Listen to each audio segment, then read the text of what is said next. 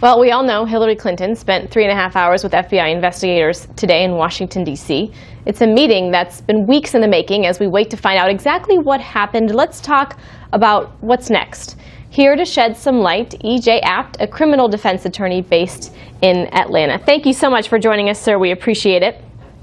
Thanks for having me. Some of our viewers, of course, as we wait to find out exactly what the findings, the conclusions are, they want to know what is the possibility, what type of punishment could she be facing? What could happen next? Well, I think it's important to parse out the politics from the law. Right. If we just look at the law for a second and put the politics aside, there's really two statutes in play. There's the executive order that the Obama administration has on classified information, and separate from that, there's the Federal Records Act.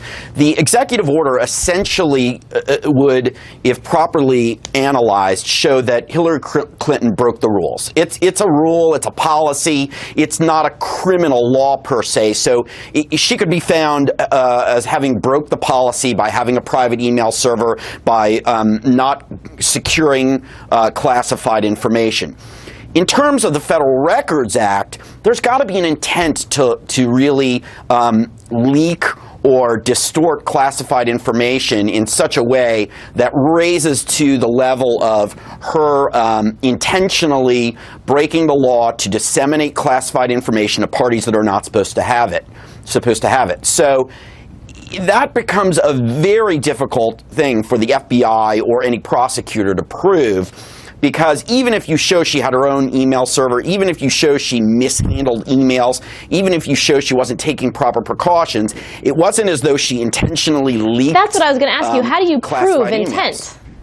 You're not going to, and so then you shift to the political reality. And the political reality is that no one in the Obama administration is going to indict Hillary Clinton. The FBI director reports to the Attorney General, who reports to the President. It's a non-starter.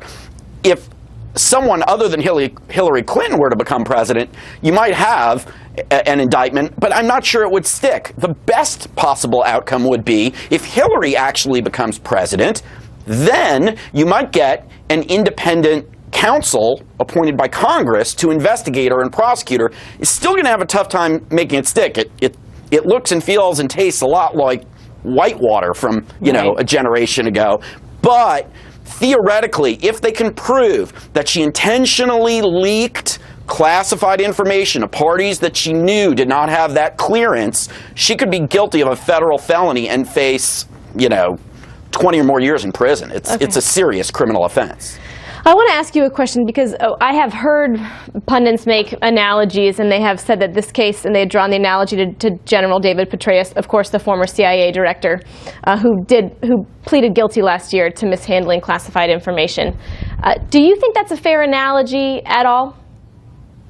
That's a really good point. I don't know that it is particularly fair, because Petraeus actually took pieces of classified information that had active, ongoing combat strategies and leaked them to a reporter, to an actual journalist who was doing a biography on him, who he was obviously having this affair with. But so what I'm understanding is you're saying intent could be proven there. Yeah, I think there's more of an intent there, because he knows that that's actionable intelligence, and he's giving it to someone who's at least in name, in the press. But if Hillary Clinton knew that she had her own server, which she knew perhaps was unprotected.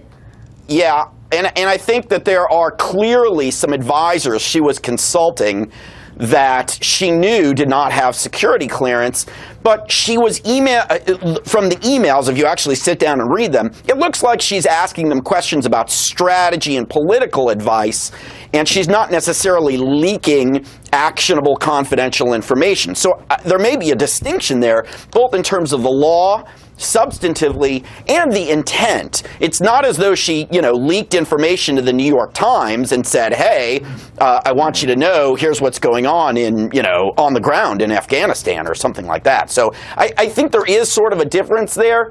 But again, if if we're really talking about fairness, maybe the best thing that could happen if she becomes president is an independent counsel gets appointed, let that person investigate, let that person use their prosecutorial discretion and decide, do we present this to a grand jury or do we not? Well, EJ Apps, we could pick your brain all day. Thank you so much for joining us, sir. We very much appreciate it.